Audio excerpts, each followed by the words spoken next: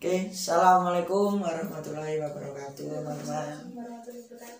Bertemu dengan saya kembali di Mas Wahyu, tetap di channel saya di episode horor. Oke, kita mendatangkan narasumber satu, dia yang mengalami kejadian tersebut. Oke, saya didampingi oleh Mbak Mei. Ini Mbak Mei. Halo. Beliau akan menceritakan kisah horornya. Dia bertemu dengan sosok, nggak tahu sosoknya apa. Tonton terus, jangan lupa like, komen, dan subscribe-nya. Silahkan. Jadi tuh awalnya kita pergi ke sini. Enggak. Tapi kan ngerti kan lagu. Ya, horores ya. Jadi pertama itu kita ada kayak mewakili kota untuk pergi ke luar pulau di Bengkulu itu. Ya, di Bengkulu. Ini sebut merek aja ya.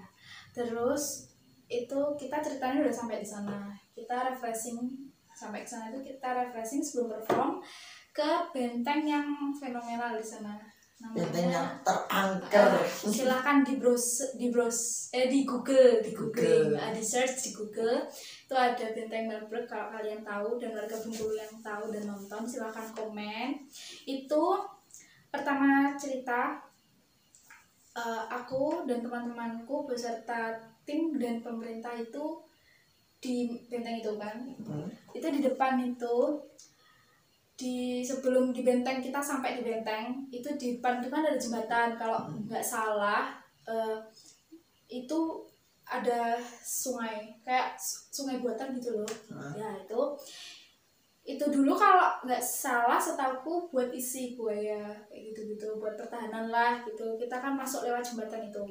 Nah ketika jembatan itu kan teman-teman banyak yang foto mengabadikan momen kayak gitu. Itu aku juga sempat mengabadikan momen kayak foto gitu. Terus aku cuekin apa, pokoknya niatku di sana itu liburan. Habis itu aku tuh udah mulai kayak merasakan bau amis anyir gitu loh, bukan amis darah. Anyir darah gitu, tapi cuman kayak lewat aja gitu. Terus habis itu kan aku cuek, aku pikir mungkin ada yang naruh apa, mungkin ada orang yang sedang haid apa gitu kan, aku nggak tanya teman-temanku. Habis itu kita langsung masuk ke bagian utama pintu. Nah itu ada 2 lorong. Itu ada lorong kanan dan lorong kiri. Nah itu aku pertama masuk sama teman-teman itu yang di lorong kiri, yang di lorong kanan, yang di lorong kanan. Kita masuk ke lorong kanan, itu kan kayak ada foto-foto zaman dulu kayak gitu loh. Tuh kayak ada di situ itu ada 2 sel, kalau nggak salah itu penjara sementara, aku nggak tahu, cuman kayaknya iya penjara sementara untuk tahanan gitu. Itu ada yang di sebelah, kita sebutnya depan sama belakang ya. Itu aku ke depan dulu karena yang belakang itu nggak ada sama sekali kayak jendela gitu, nggak ada. Jadi cuma tembok yang tinggi gitu loh, nyambung lah. Yang depan itu masih ada jendela kecil, mungkin jendelanya tingginya seginian lah itu jendelanya. Habis itu teman-temanku foto di jendela itu kan, bahasa Jawa niki apik, backlight gitu loh. Itu aku ya sempat foto di situ, tapi aku kayak ngecium bau anginnya itu tetap kayak ngikutin, cuman kayak cuma lewat gitu loh. Jadi aku kayak nggak fokus, tapi pikir itu aku tetap berpositif thinking kan. Aku pikir itu teman-temanku, apa ada temanku yang haid atau apa bau apa sing kayak hewan gitu kan bisa. Itu aku berpikir positif aja. Habis itu setelah selesai foto kita kan keluar. Habis itu kayak aku tuh ngerasain ada sesuatu yang di belakang. Itu keluar dari yang tahanan itu. Maksudnya yang depan apa yang belakang? Yang depan dulu. Yang depan. Jadi kita keluar dari depan kan otomatis kita masuk di ruang yang ada foto-fotonya tadi toh. Nah itu habis itu kayak aku tuh kayak ada ngerasain kayak ditarik, tapi yang di sel yang belakang. Yang belakang. Aku kan teman-teman itu otw ke sana, cuman ada pelatihku yang masih stay di situ, stay di situ kayak liatin foto-foto gitu. Terus aku ke belakang, aku tuh kayak ada yang narik tadi di sini, terus tapi tak cari itu nggak ada. Habis itu kan aku coba kayak ngerasain itu sebenarnya ada apa gitu. Ternyata aku tuh sebenarnya sempet sih aku lihat banyak orang yang zaman dulu yang kesisa gitu. Terus aku ketika aku bahasa Jawa ini merem, memejamkan mata gitu, aku tuh kayak lihat orang-orang, aku tuh kayak digambari banyak orang yang sakit gitu loh. Maksudnya sakit-sakit bukan karena sakit kena penyakit, tapi sakit karena disiksa. Habis aku ngerasain itu tuh aku kayak berpikir, oh mungkin ini cuman dikasih tahu zaman dulunya aja gitu. Kayak aku nggak apa-apa, aku masih kayak kuat gitu. Habis aku dari situ tuh aku sempet suwi, malam merem suwi. Nah, sampai itu pelatihku datang terus kayak gini, Meh, ayo gitu. Terus oke, aku akhirnya keluar dari yang dari yang ruangan kanan belakang. Yang sel belakang, terus keluar lagi dari kembali ke pintu utama itu tadi. Nah itu kalau nggak seingatku itu aku kayak yang ke belok kiri itu aku cuman bentar, dan kayaknya udah mulai dari yang belok kiri cuman bentar itu kayaknya seingatku itu baunya itu semakin pekat kok, semakin ngikutin terus, padahal yang tadi itu cuma lewat aja. Nah akhirnya kayak aku tuh mau foto nggak bisa, mau apa nggak bisa, kayak fokusku itu cuma ke baunya itu. Jadi kayak ngebayangin nggak sih kayak kamu bernapas terus kamu ciumi baunya sing mau dihirupi bau anyir. Nah itu aku kayak ngerasa gitu, nggak enak banget. Terus aku berusaha kayak oke, ini masih bisa konsen gitu. Terus akhirnya kita ke lapangan nih, masuk ke benteng itu kan. Masuk ke benteng itu kan ada lapangan hijau. Jadi tadi di kanan kiri nih benteng. Kanan kiri cuman kayak pintu masuk, kalau nggak salah ya seingatku itu yang dibuat kanan kiri itu kalau nggak salah ada yang ruang administrasi dulunya. Tapi ada juga yang penjara sementara sebelum dibawa ke bawah tanah atau gimana, aku kurang tahu, pokok tahu gitu. Kita kan masuk, habis itu kan kita masuk lagi, habis dari pintu utama kita masuk lagi, itu ada 2 lapangan hijau gitu. Terus ada di pinggir itu ada meriam gitu. Terus aku ya kayak udah, padahal itu udah kayak bisa Jawa ini nemen loh sampai pengep gitu loh. Di situ aku tetap kayak kuat iki mungkin halusinasi gitu, pikirku banggahan. Terus habis itu teman-teman kru pelatih pemerintah itu ngajak foto di atas, jadi kita tuh naik ke atas benteng gitu, naik ke atas kita foto-foto. Habis itu aku udah mulai kayak bosen gitu loh, aku kayak gak konsen gitu loh. Dari tadi aku bingung, tapi kayak kalau orang lain lihat aku itu kayak bocah kiki nyapa toh, bingungi gitu. Terus habis itu teman-teman itu kan naiknya itu aku lupa ya naiknya lewat kanan apa kiri, tapi habis itu pokok teman-temanku itu kayak di kiri itu ada gini loh, jalan naik tanjakan gitu, tapi bukan tangga, jadi kayak jalan lurus kayak lurus aspal gitu aja loh. Untuk naik lah. Ya. Gitu. Teman-temanku foto di situ. Itu tuh aku turun, kalau nggak salah aku turun, terus aku tuh lihat-lihat sekeliling itu, tak liatin semua. Udah kayak kepo. Ya, keliling tuh aku munyer tuh. Munyer dah. Aku nemu satu ruangan itu dikunci. Itu aku ngerasa di situ kayak banyak orang yang mau ngomong tapi ngelihat kayak kepo ini siapa gitu. Karena di benteng itu setauku weekend pun aku kesana itu nggak ada sepi.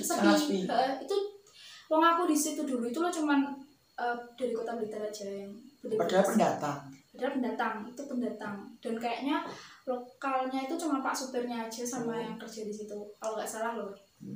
Itu habis dari situ tuh aku menghampiri salah satu supir, terus aku tanyakan, supirnya asli orang sana, Pak itu kenapa kok pintunya dikunci, kok kita nggak boleh ke sana? Oh itu dulu dek, itu tembusnya ke ruang tanah. Oke, terus aku ya pikir gini, oh pantesan kok nggak dibuka, mungkin karena di situ energinya sangat negatif. Tapi aku di situ tuh ngerasa banyak orang yang kepo, kayak mau melotot apa? Iya, kayak ngeliatin kayak kamu siapa kayak tolong gitu loh. Nah kayak wong kepo. Itu kayak aku kayak memandang itu semuanya nggak konsen. Jadi ditambah dari bau anyir sampai ke sel ruang bawah tanah itu kayak rasa pusing gitu loh guys. Sampai itu aku sampai muter-muter karena kan itu kan ada 2 lapangan hijau. Nah di tengah itu kalau nggak salah, seingatku itu ada jalan aspal gitu. Aku itu dari aspal duduk-duduk sama sopir itu sampai aku kayak keliling lapangan hijau itu cuma buat nyari bau rumput. Oh kan biasanya kalau kita menginjak rumput kan biasanya yang tercium itu bau tanah, bau rumput gitu. Itu enggak, tetap bau amis dan semakin kayak darah itu numpah di mana-mana gitu loh baunya. Habis itu ternyata setelah aku baru bingung iki mau dari atas itu ternyata teman-temanku manggil aku tapi aku nggak dengar. Habis itu panggilan terakhir ketika mereka bener-bener teriak itu aku baru bener-bener dengar. Iya, terus aku kesana aku sempat foto bentar terus itu ada salah satu kepala pemerintah yang datang tuh kayak, "Mek, kamu kenapa gak apa-apa?" Terus aku bilang, "Pak, ini loh badanku pusing terus punggungku sakit." Habis itu kayak punggungku itu didoain agar mereka dibentengin lah. Habis itu setelah aku berasa kayak ini kayaknya better gitu, lebih baik gitu. Ternyata setelah aku baru melangkah 2 langkah itu aku rukuk. Itu kayak tahu nggak badanku itu aku tuh kayak merasa aku ngimpi. Tapi kayak ini badanku, ini badannya orangnya. Ini raga ya. Ini badannya orangnya, ini badanku. Jadi aku kayak dibelakangi sama orangnya gitu loh. Sampai diginiin sampai nggak terasa. Sampai akhirnya itu aku katanya itu nangis buat habis itu aku pingsan bentar terus aku diobatin sini ku dikeluarin segala macam agar nggak ada yang ikut aku. Itu tuh kayak aku di situ tuh dikasih lihat kayak ada orang yang bener-bener kesakitan zaman dulu tuh kayak laki-laki itu kayak laki-laki udah kurus banget gitu terus agak lansia juga. Dulu tuh mungkin dia salah satu pekerja yang ada di situ yang disiksa yang sampai gitu, pokoknya kondisinya parah banget. Dan aku melihat darah di mana-mana. Tuh kayak dia tuh kayak mau cerita, ini loh aku tuh cuman buat kayak apa? Mediatornya. Ya kayak gitu. Kayak iki loh sing tak rasakno iki kayak gini gitu. Terus aku ya habis aku sembuh itu kayak aku dikasih pas aku dimasukin itu tadi loh. Aku tuh kayak dikasih gambaran ke itu ya orangnya kalau dulu itu orang zaman dulu itu di kayak giniin demi kesenangan mereka, demi keegoisan mereka untuk membuat sebuah ABCD kayak gitu. Habis itu aku dibawa pulang, aku lanjut ke perjalanan berikutnya. Oke. Jadi teman-teman semoga terhibur untuk hari ini. Jangan sekali-sekali kita meremehkan apapun itu, maupun kita di tempat-tempat manapun kita harus menghormati para beliau yang dulu mendahului kita, karena tanpa mereka pun tidak ada kita. Kita harus menghormati kalau mereka disiksa oleh bangsa lain, para pahlawan, jasa para orang pribumi yang dulu rela membangun rel, kayak membangun bangunan-bangunan Belanda itu tanpa dikasih makan. Sedih kabeh. Sedih semua, tapi kita harus life must go on gitu. Terus jangan lupa, aku mau pesan satu lagi jangan lupa. Aku tuh kalau nggak salah, seingatku aku masuk ke sana itu tanpa permisi. Jadi aku tuh cuman permisi gitu. Permisi gitu tau. Ya, gini dibayang nih, kamu kan mesti di rumah, terus rumahmu buka, tapi ada orang masuk nyelonong aja masuk gitu, pasti kamu teriak maling kan. Jadi kalau masuk ke tempat-tempat terutama yang peninggalan apapun lah tempatnya yang bukan rumah kita itu sebaiknya bilang izin dulu, permisi, kalau nggak bisa ya assalamualaikum, itu sudah lebih dari cukup. Gitu. Oke, sekian video dari kami, kurang lebihnya mohon maaf. Assalamualaikum warahmatullahi wabarakatuh. Waalaikumsalam warahmatullahi wabarakatuh.